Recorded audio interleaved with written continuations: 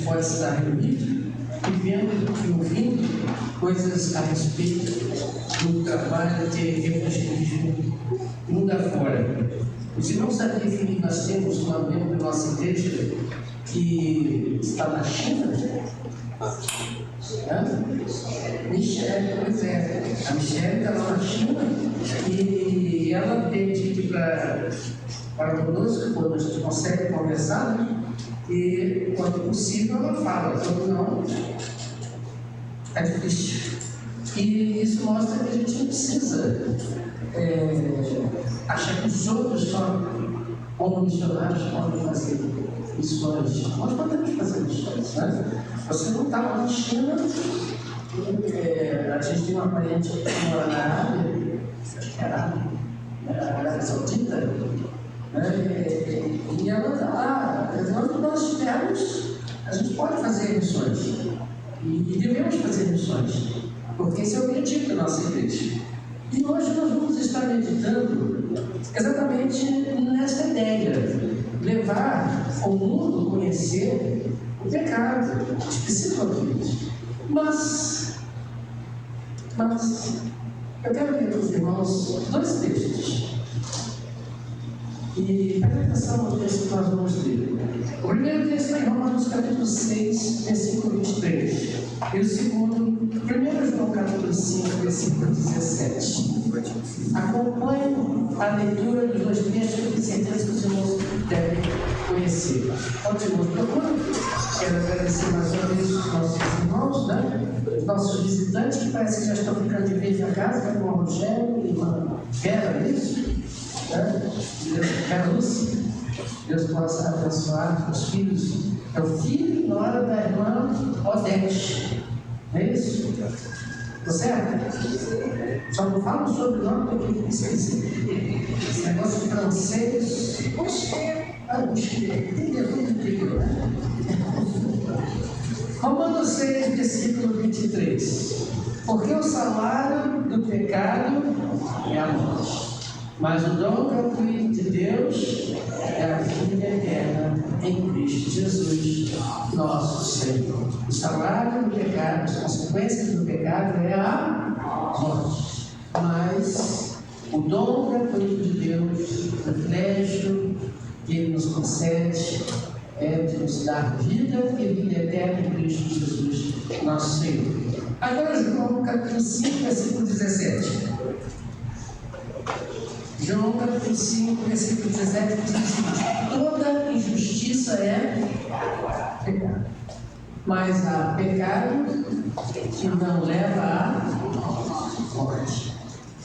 Toda injustiça é pecado, mas há pecado que leva à morte. Esses dois versículos só parece que entra em contradição, não parece? O que vocês acham? O salário, as consequências do pecado, diz Paulo, é a morte. Mas vem João, o apóstolo João, e diz o seguinte: que toda injustiça é pecado, mas há pecado que não é para a morte. Estranha essa afirmação de João, aparentemente contraditando com o que Paulo está falando. Para você entender melhor, vamos ler 1 João 5, 16 a 20. Todo o contexto, todo esse contexto em que Paulo, em que Pedro e João está falando. Está vendo, pastor? Não é só João que esquece, enrola, não é bem. Mas antes eu gostaria de ler uma declaração de um brasileiro, estudante de teologia, e ele diz o seguinte: Oliveira, o nome dele. Ele diz o seguinte: o salário do pecado é a morte. Aquele que peca desenfreadamente, sem arrependimento e sem o fiador, perece. Mas há pecados que não são para a morte, pois o fiador, Jesus, já o pagou. Porém, o pecado de não querer o fiador ou o advogado nos leva à morte, pois vai ser julgado sozinho. Vocês entenderam? a frase desse estudante. Eu não sei se vocês entenderam. Ele disse em outras palavras, em poucas palavras, o seguinte: o pecado leva à morte. Sentenciou, todos morreram por causa do pecado, todos estão lançados, sendo lançados no inferno. Mas Jesus Cristo, fiador, advogado, ele entra na história da humanidade para justamente aqueles que desejarem tê-lo como advogado, como fiador de suas vidas, não seja condenado para a morte, não seja lançado na morte eterna. Mas enquanto aqui na terra, ainda nós todos somos pecadores. E porque pecamos, não significa que perdemos a salvação. Quarta-feira, vamos estar falando, fazer um estudo sobre predestinação. Quem quiser participar, eu vou sempre bem-vindo. Certo? Então vamos ler 1 João 5, 16 a 20 e vamos entender o que João está explicando biblicamente o que nós acabamos de falar. Diz o seguinte: se alguém vir o seu irmão cometer um pecado que não leva à morte, olha, e Deus dará vida ao que pecou. Refiro-me àquele cujo pecado não leva à morte. Há pecado que leva à morte. Não estou dizendo que se deva orar por este. Toda justiça é pecado, mas há pecado que não leva à morte. Sabemos que todo aquele que é nascido de Deus não peca, mas Deus protege aquele que dele nasceu, e o maligno não toca nele. Sabemos que somos de Deus e que o mundo todo está sob o pecado, sob o poder do maligno. Sabemos também que o Filho de Deus veio e nos deu entendimento para que conheçamos aquele que é o verdadeiro. E nós estamos naquele que é verdadeiro, em seu Filho, Jesus Cristo. Este é o verdadeiro Deus e a vida eterna. Vocês conseguiram enxergar isso tudo nesse versículo? Nós falamos agora há pouco. Conseguiram enxergar? Eu tenho certeza que vocês conseguem enxergar, porque a nossa mente funciona mesmo quando você não quer. Quando você pensa. E mesmo quando você diz, não estou pensando em nada, você está pensando em nada. Então pense. Você é inteligente. Você raciocina. Já viu aquele lance que acontece geralmente com os homens? Você está pensando? Nada. Né? As mulheres não conseguem entender muito isso, não, porque o pensamento das mulheres parece um ninho de gato, né? Começa a falar minha e termina em zinho. E no final das contas diz, o que vocês estão falando? Ah, falei tanta coisa que eu não estou pensando em nada. Mas assim funciona. Mas o homem é mais devagar, é lindo, né? Mas todos nós pensamos. Todos nós pensamos. Você pensa, eu penso. Não existe alguém que não pensa, não sei que esteja morto. Aí não funciona mais nada. Mas enquanto em vida, você e eu somos inteligentes o suficiente para entender o que o texto bíblico passa para a gente. Então vamos dar uma olhadinha no texto bíblico. O primeiro versículo que nós lemos, o versículo 16 de 1 João, diz o seguinte: se alguém vir, e preste atenção na leitura, se alguém vir seu irmão cometendo um pecado que não leva à morte, olhe, e Deus lhe dará vida. Refiro-me àquele cujos pecados não levam à morte. Há pecado que leva à morte, nós não dizendo que se leva à morte. O que João está falando? Devagar.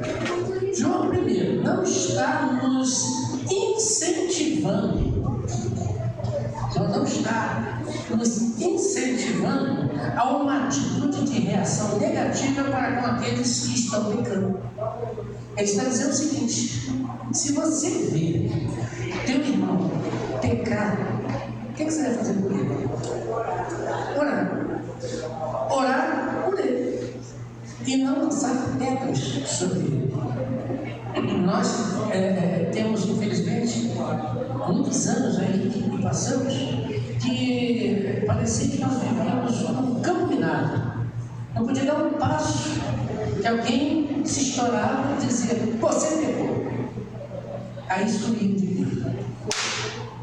O passado era assim, graças a Deus está mudando, porque todos nós pecamos. João está dizendo o seguinte: você está vendo o teu irmão pecar? Olhe por ele. Olhe por ele. E, repito, não está dizendo que é irmão porque a salvação. Não estou dizendo isso, nem João tampouco. Veja o texto, o que ele está dizendo. Aquele que ora pelo seu irmão, ele está dizendo que Deus lhe dará o quê? Vida.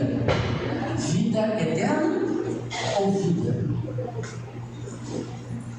Hã? Vida eterna ou vida? Como é que está escrito aí?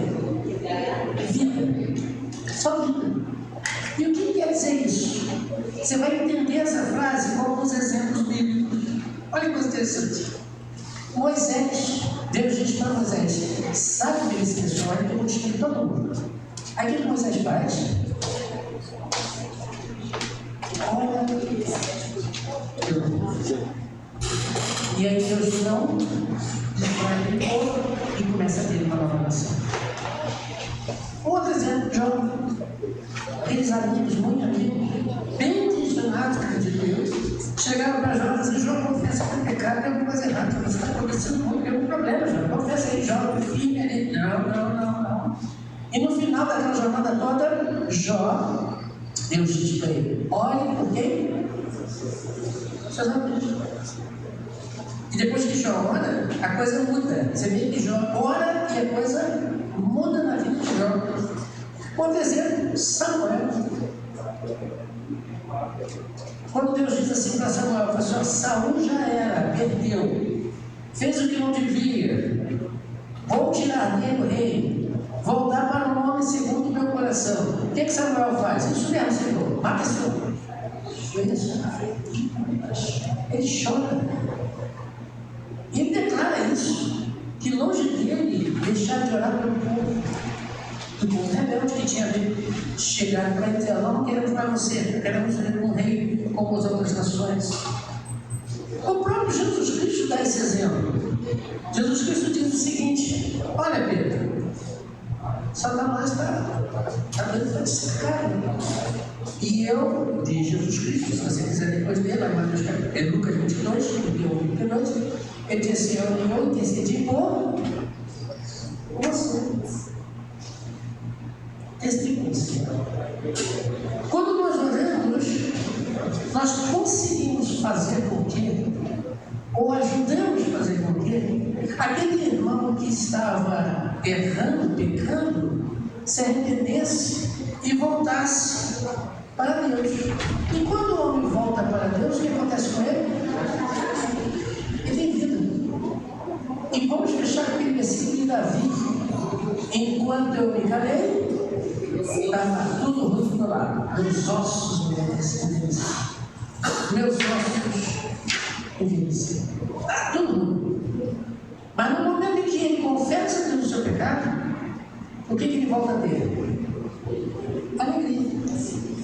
Então João Paulo está dizendo para você e para mim que o pecado, e nós devemos orar uns pelos outros, é para fazer com que aquele, ou seja lá quem for, se tiver em pecado, ele possa enxergar a sua situação e voltar atrás e se arrepender. Aquele pecado tem motivos para oração. Como ele vai explicar para ele, não tem motivos para oração. Então nós aprendemos aqui que precisamos orar. Os nossos missionários estão no campo, não estão? Estão no campo, fazendo a obra de Deus. São perfeitos? Não. Precisam das nossas orações. Precisamos voltar os nossos corações para Deus e pedir a Ele, Deus, que ajude aqueles missionários a fazer exatamente aquilo que Deus quer e não o que eles muitas vezes querem fazer. Veja que exemplo disso na Bíblia, né? Paulo queria para um lado e Deus não é para lá, não, é para outro. Já fez esse exemplo. Mas então, continuando, João, ele continua nesse versículo dizendo que há pecado para a morte. Qual é esse pecado para a morte? Na sequência do versículo 17 e 18, ele vai se explicar essa situação. Esse você não perde tempo orando, não. Toda injustiça é pecado. Toda justiça é pecado. Mas há aquele que não leva à morte, nós já vimos. E há aquele, versículo 16, 18, que todo aquele que nasceu de Deus não está condenado. Não está condenado, nascido de Deus, né? Está condenado.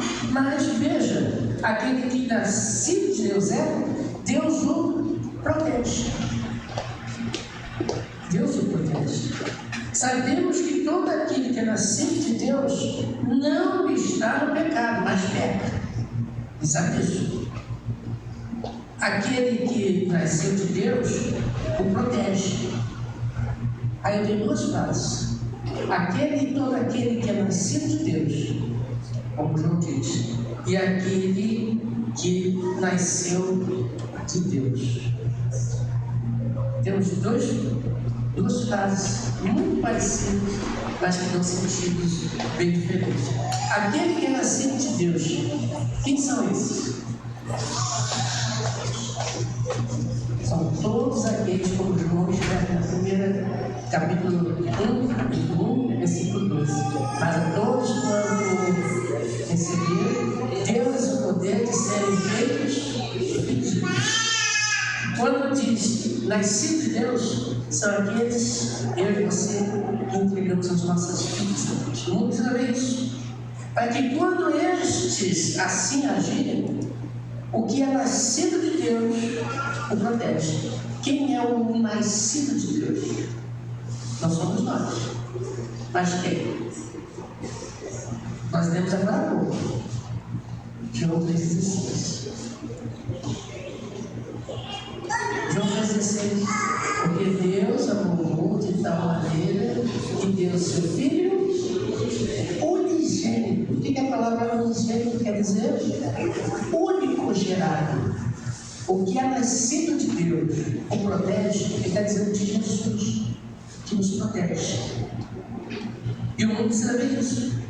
Protege do quê? Do maligno. Protege do quê? Da morte. E o mundo precisa observar isso. O maligno de João não nos atinge. Você lê lá em Mateus capítulo 6, versículo 13, na oração de Jesus, né, quando ele faz, ensina-nos a orar, e ele diz lá no versículo 13 o seguinte: e não nos deixe cair em tentação, mas livra-nos do mal. Jesus Cristo, ele ora por você, ora por mim, ora por todos, para que Satanás não consiga fazer com que você e eu venhamos a pecar, mas pecamos, infelizmente, erramos para cumprir. E aí continua João dizendo no versículo 19: sabemos que somos de Deus, você e eu, que entregamos as nossas vidas a Deus, somos de Deus, mas o mundo de João está onde? O mundo está onde? Sob o poder do maligno. Uma versão mais antiga diz: já existe no pecado. Alguém tem essa versão? Pois é a mesma coisa. Somos de Deus, você e eu. Entregamos a Deus as nossas vidas. Nós somos filhos de Deus. O maligno não tem poder sobre nós. Em que? O maligno não tem poder sobre nós. Em que? Na morte. Você entregou sua vida a Deus. O maligno não te tira a vida. Não te tira a vida eterna. Isso não depende de mim, não depende de cada um aqui, mas sim unicamente de Deus. Porque Ele nos protege. Mas o mundo, e aí é o que temos que observar, está inerte, deitado totalmente no pecado. Quando ele diz o mundo está no pecado, sobre o pecado, abaixo, ou em outras versões, já ensinou, ele está dizendo exatamente o seguinte: imagine você aquela cena que ninguém gosta de ver, o caixão descendo a sepultura, aquele corpo jaz, ele não se mexe, ele não age, ele agora está abraçado pela circunstância, pela morte. E então João está assim, o mundo está assim. O mundo está simplesmente debaixo ou sob o controle de Satanás. E o Satanás está levando muitos à morte. A morte eterna. Compete a você e a mim, compete a você e eu entender que preciso avisar o mundo disso. Porque o pecado que leva o homem à morte e que não tem jeito é aquele pecado que diz Paulo aos Romanos, né? Não sei se alguém sabe, né? A blasfêmia contra o Espírito Santo, a rejeição. Esse é o único pecado que e você precisa anunciar. Você precisa anunciar esse mundo que Cristo veio para isso. E ele conclui dizendo no versículo 20: sabemos, ele volta a dizer, sabemos também que o Filho de Deus veio e nos deu entendimento. Nós precisamos entender isso. Por isso que eu falei logo no início. Eu preciso e tenho condições de entender que não é estar numa igreja, não é ter sido batizado numa igreja, não é frequentar atividades religiosas, não é participar dando dízimo e cantando, ou seja lá o que for dentro da igreja, que faz do indivíduo filho de Deus. O homem precisa ver isso. O homem precisa ouvir isso. Essa mensagem que Deus deixou para nós, ela precisa ser anunciada. Vamos orando uns pelos outros e mostrar ao mundo que Deus nos deu entendimento para compreender toda essa situação. Eles não querem, eles sabem porque não querem. Eles rejeitam, eles sabem porque rejeitam. Mas nós precisamos avisar, porque mesmo que eles possam saber, você tem a obrigação de avisar. Porque se você não avisar, ele vai para o inferno. Mas o sangue daquela vida, Deus vai requerer das nossas mãos. Deus deu ao ser humano entendimento, sabedoria, para que ele possa compreender toda essa situação. Deus nos deu o privilégio de conhecê-lo e racionalmente entender. Deus nos deu o privilégio. É claro que eu e você não temos nenhuma chance de compreender Deus na sua totalidade. Você tem? Não tem. Entender Deus na sua totalidade não dá. É dizer para uma formiga que querer entender a física quântica. Vai dar certo isso? Ele não sabe nem transformar uma ajuda. Imagina. É mais ou menos por aí. É o homem de Deus. Mas existe o mínimo possível que Deus nos deu e nos mostrou e nos revelou através de sua palavra. E através dessa palavra você e eu e os homens lá fora podem racionalmente entender e compreender. Deus deu. Compete a gente fazer a nossa parte. E Deus nos deu a opção de aceitá-lo como o nosso advogado. Deus nos deu a opção de aceitá-lo como o nosso intercessor. Deus nos deu a opção de aceitá-lo como aquele que vai pagar as nossas dívidas. Então, quando Paulo diz que todo pecado leva a consequência à morte, é claro, todos os pecados.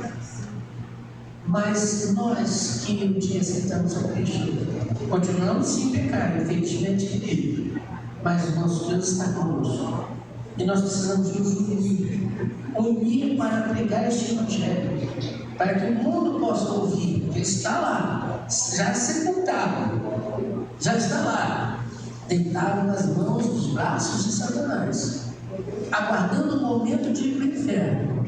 E nós precisamos ir lá, avisá-los: tem chance, tem oportunidade. Porque aquele que nasceu de Deus, o ungido, o Messias, veio para nos dar vida eterna. Daqui a pouco nós vamos estar celebrando a ceia do Senhor. O que a ceia do Senhor é? O que ela significa? O que ela nos diz? Ela nos diz exatamente isso que nós acabamos de falar. Ela vem nos mostrar que Jesus Cristo veio para nos chamar para a vida, e vida eterna. Vida é vida eterna. Vida, paz, tranquilidade, descanso, aqui ainda, com Ele, junto dele.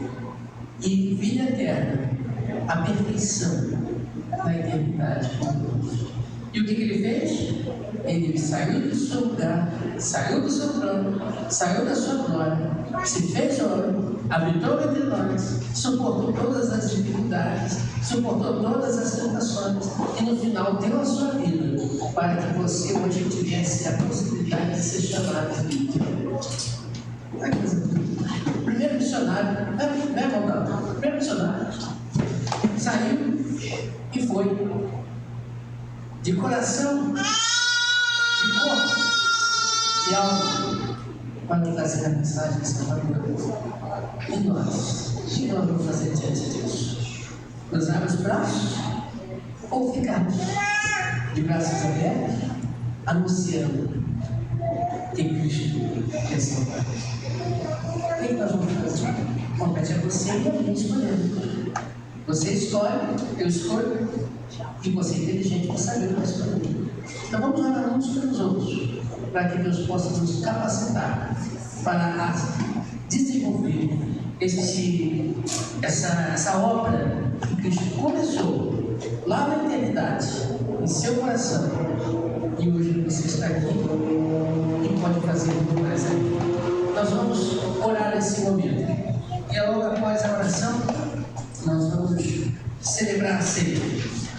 Vamos relembrar o sacrifício de Cristo e agradecer a Cristo, a Deus, por ter enviado Jesus Cristo a este mundo e morrendo na cruz, derramando seu sangue para que pudesse perdoar os nossos pecados e nossos pecados perdoados, a vida eterna.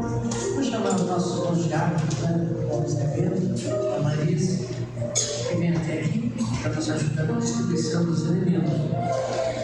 E vamos orar, pedindo a Deus que nos ajude a entender e a viver o que Ele quer de cada um de nós, para que a sua honra e sua glória seja manifiesta em nossas vidas. Vamos orar então, nosso Deus e Pai. Muito